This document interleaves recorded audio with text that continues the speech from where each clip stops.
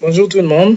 Aujourd'hui, nous allons voir ensemble comment calculer l'aire d'une section creuse ainsi que ses autres propriétés géométriques comme les coordonnées de son centre de gravité et son moment d'inertie.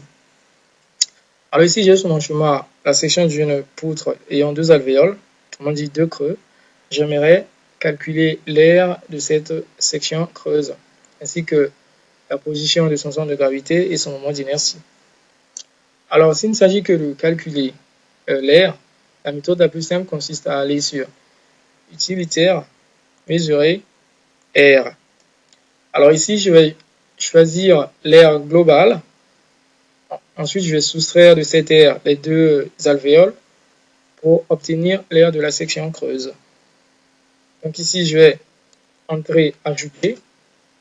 Donc je vais ajouter l'aire globale.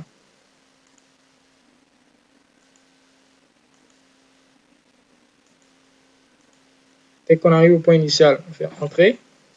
Ici, entrer, on va maintenant soustraire. Donc, j'entre la commande soustraire. S pour soustraire. Je vais soustraire les deux alvéoles. Ici, j'ai un arc, donc je mets arc. Ensuite, une ligne.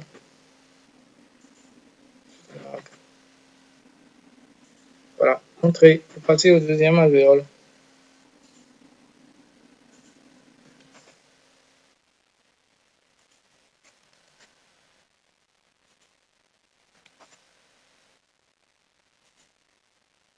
Entrer. Alors, une fois qu'on a fait entrer, alors on aura l'infobulle qui va apparaître. On a ici l'aire totale qui est égale à 317 420,4 274. Ici, donc, évidemment, l'aire totale correspond à l'aire en vert ici, hein, l'aire de notre section creuse. L'aire en vert ici, c'est l'aire globale. OK.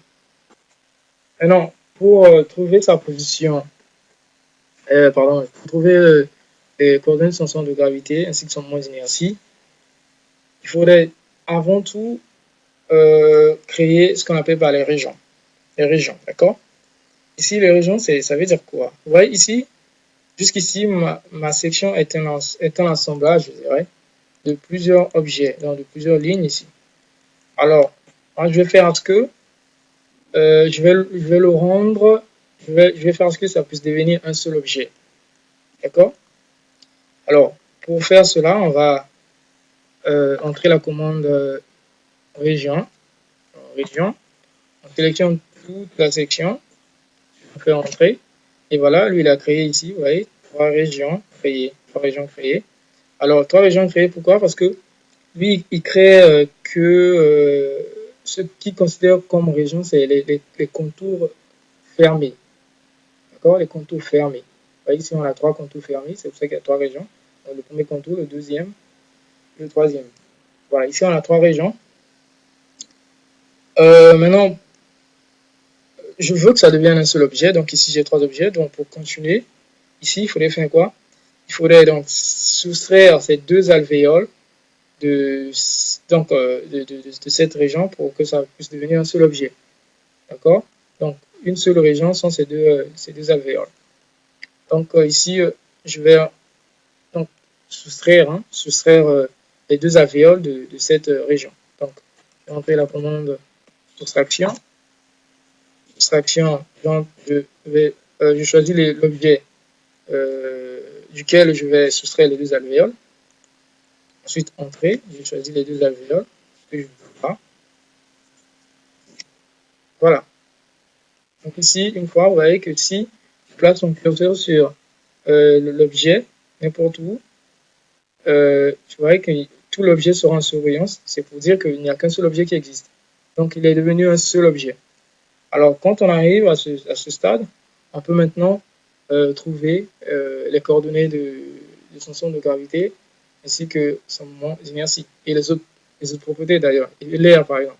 Alors, pour faire ça, on va entrer la propriété propre, pardon, la commande propre meca.